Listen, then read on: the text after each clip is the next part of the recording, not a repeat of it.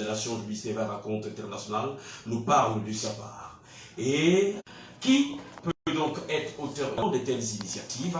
De tout cela, nous allons parler dans le cadre de cette émission. L'objectif étant de préparer le culte de cet après-midi à partir de 15h au Temple des Nations du ministère Raconte International, situé en Tropicana, derrière l'office du Baccalauréat du Cameroun. Nous venons donc ce matin avec l'espérance qu'ensemble nous allons passer des moments de qualité sous la lumière de l'écriture et surtout du Saint-Esprit. J'ai dit oui parce que je ne suis pas seul. Je suis accompagné de Madame l'ambassadrice pour Christ de la vie, que vous pouvez d'ailleurs également retrouver, bien sûr, le programme aussi à partir de sa page officielle de la vie officielle. Bonjour et bon début de semaine.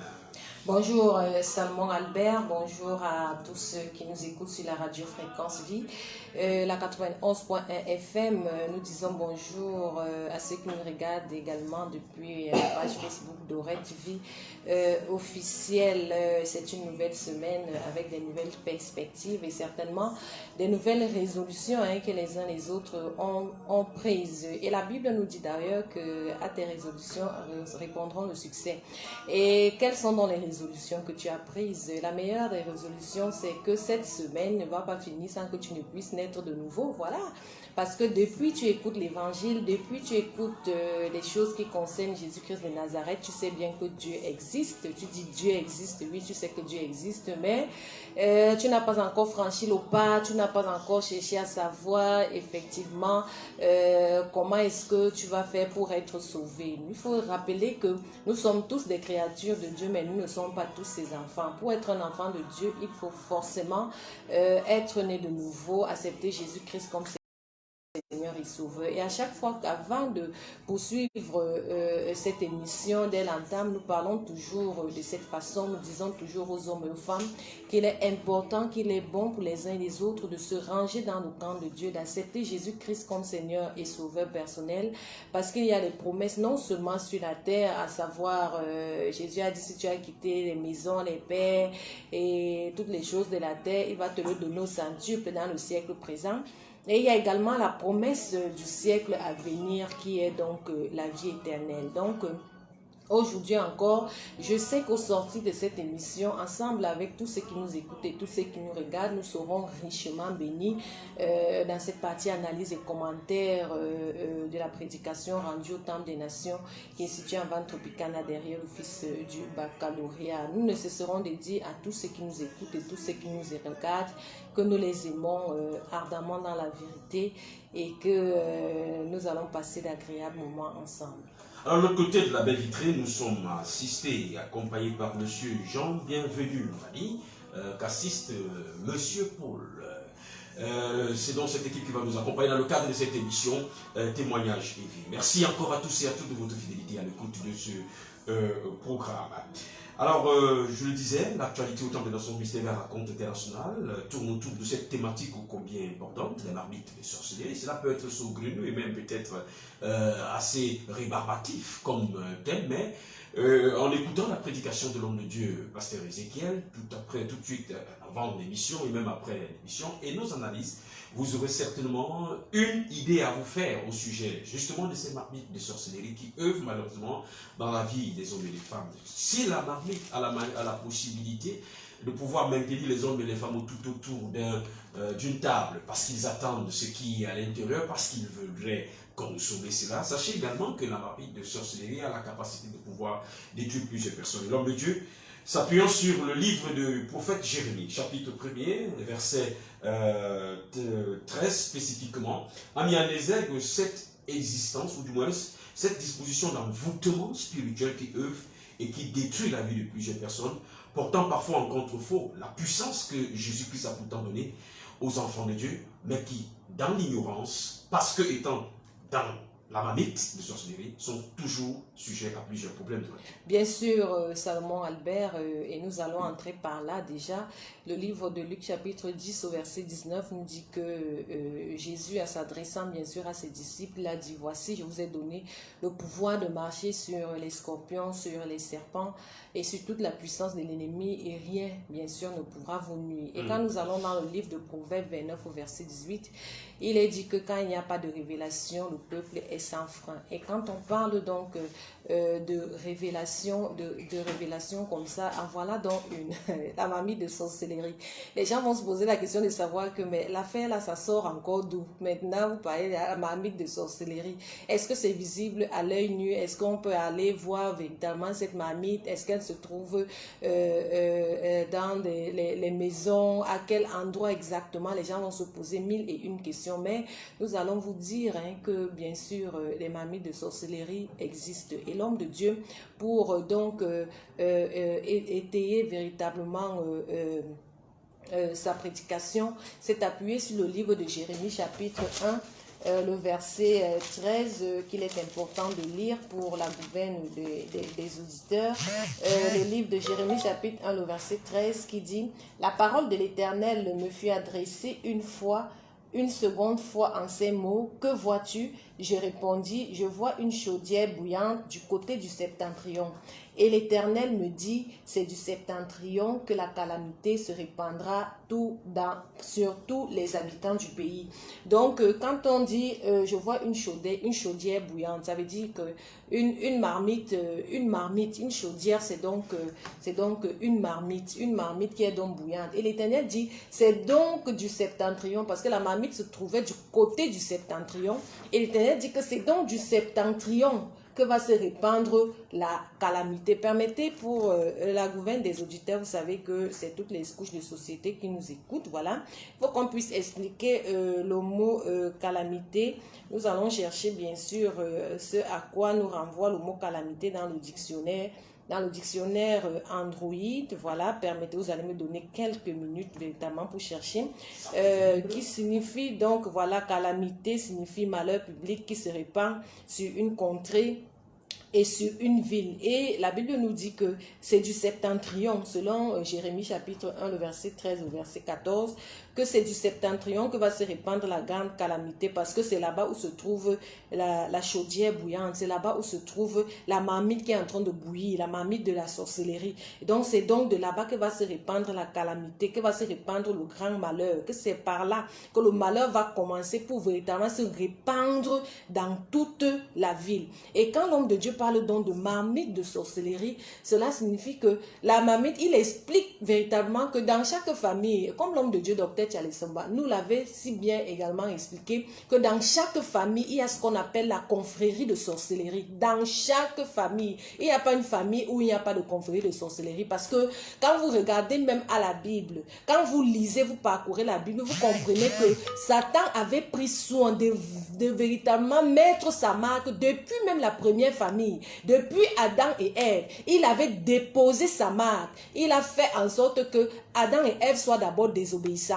Bon, maintenant, ayant déjà déposé sa marque, vous voyez que dans la première famille où il y avait Caïn et Abel, Caïn a tué son frère.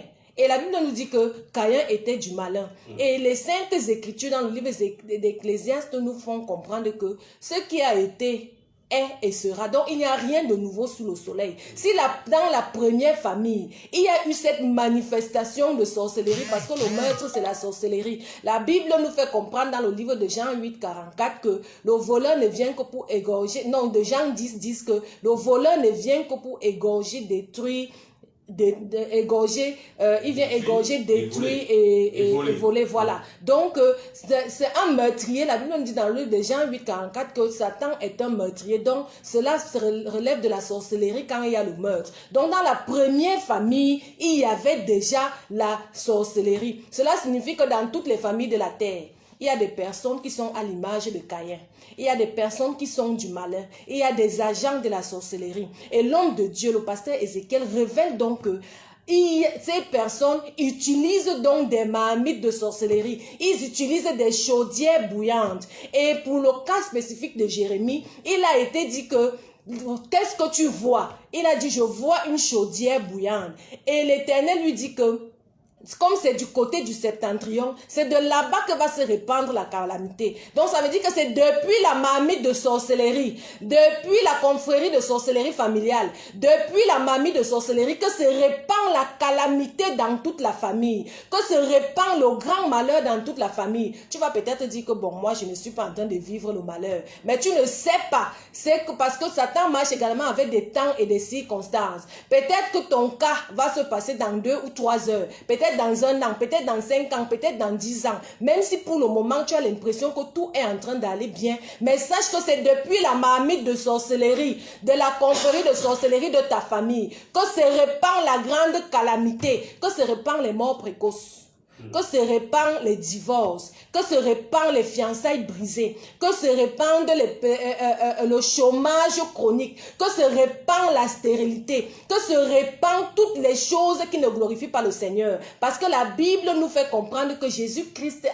a dit que je n'ai pour vous que des projets de bonheur, des projets de paix, pour vous donner un avenir et de l'espérance. Donc si tu n'es pas en train de connaître des temps de rafraîchissement, tu dois comprendre qu'il y a également la main du malin qui est mise à contribution. Et cela peut passer bien sûr par la marmite de sorcellerie de ton village, où on invoque ton nom tous les jours. L'homme de Dieu, le docteur Tchalesumba, nous parlait de ce qu'on appelle les envoûtements par figurine. Donc tu es représenté là-bas par peut-être une photo, peut-être par un vêtement, peut-être par une chose qui t'appartient. Tu es représenté là-bas, peut-être par ton cordon ombilical même. Parce que l'homme de Dieu est entré en parlant du sang. Il est entré en parlant du sang, qu'à partir du sang, on peut faire toutes sortes de manipulations spirituelles dont on a besoin dans ta vie. Donc à partir de ton sang, tu es donc représenté dans la marmite de sorcellerie. Et l'homme de Dieu a dit que c'est parfois une femme qui détient cette marmite de sorcellerie dans les familles.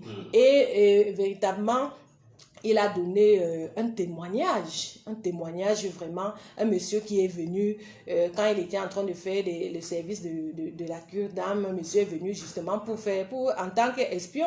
Mais la parole de Dieu l'a forcément captivé, il a eu à expliquer son problème. Je vais pas raconter toute l'histoire dans un lâche, les auditeurs pourront suivre cette histoire dans la prédication qui va encore passer bien sûr après que nous ayons terminé cette émission. Donc, bref, ce monsieur avait donc ce problème de marmite. Ça veut dire que tous les problèmes qu'il avait dans sa vie, il disait que toute sa vie, ce ne sont que des médicaments. Il ne prend que des médicaments pendant des années, tous les jours.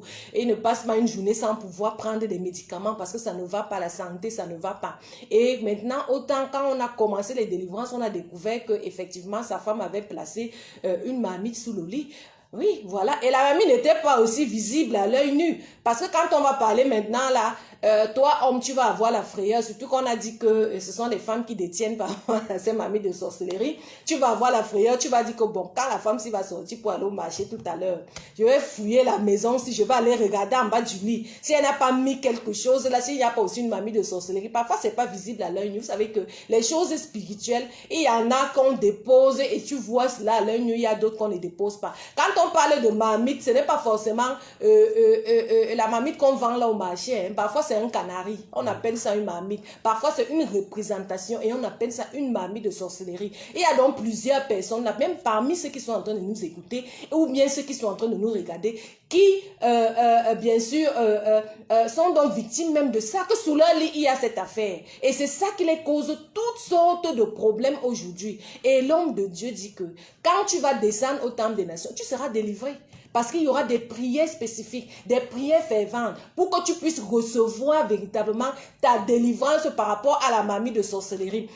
Toutes les familles sont concernées. Tout le monde est concerné par cette affaire de marmite de sorcellerie. Il faut donc qu'une main puissante puisse véritablement te délivrer et que tu puisses bien sûr avoir d'abord la révélation et comprendre que effectivement cette affaire est le fruit de mes malheurs. Nous ne cessons de dire ici que le plus grand combat d'un être humain, c'est le combat de la famille.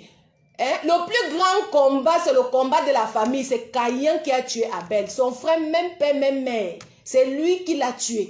Et si ça s'est passé, ça se passe également Peut-être tu ne sais pas. Nous ne voulons pas faire peur aux gens. Mais peut-être c'est ton frère qui détient la marmite de sorcellerie. Peut-être c'est ta soeur qui détient cette marmite. Peut-être tous les problèmes que tu endures là, c'est à cause parce que l'homme de Dieu explique que quand il part, il met ça au feu.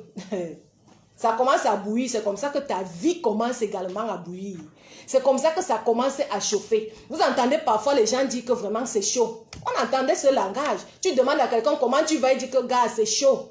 C'est chaud, c'est chaud. Pourquoi? Parce que ça ne va pas. Le gars fait des mains et des pieds, mais ça ne va pas. C'est véritablement chaud. Vous entendez donc les gens disent ça, vraiment ça boue, ça chauffe sur moi. Vous entendez parfois les gens dire que ça va chauffer ici. Ça va bouillir dans la maison là. Ça va bouillir entre le monsieur là et sa femme. Ça va chauffer comme ça. Vous pensez que ce sont des thèmes anodins que vraiment on parle comme ça, on parle cela en l'air? Non. Voilà ça qui parle de la Bible, que c'est du septentrion. On a demandé à Jérémie, qu'est-ce que tu vois? Il dit, je vois une chaudière bouillante. Et l'Éternel dit que c'est du septentrion. Parce que la chaudière là se trouve au septentrion. Donc c'est donc de là-bas que va venir toutes les calamités. C'est de là-bas que viennent toutes tes souffrances, monsieur, madame. Toi qui nous écoutes, toi qui nous regardes. C'est de là-bas que viennent toutes tes souffrances. C'est de là-bas que viennent tous les problèmes et les difficultés que tu endures. C'est de là-bas que vient le célibat chronique là. C'est de là-bas que l'affaire d'accouchement là, tu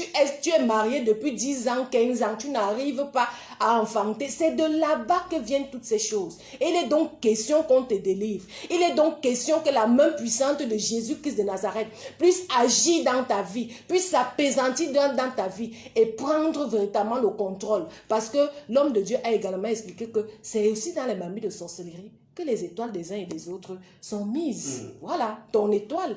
Puisque Dieu, quand il t'a créé, il t'a donné une étoile pour que tu puisses connaître des temps de rafraîchissement sur la terre, pour que tu puisses faire quelque chose, pour pouvoir vivre, parce qu'il n'a pour toi que des projets de paix et de bonheur.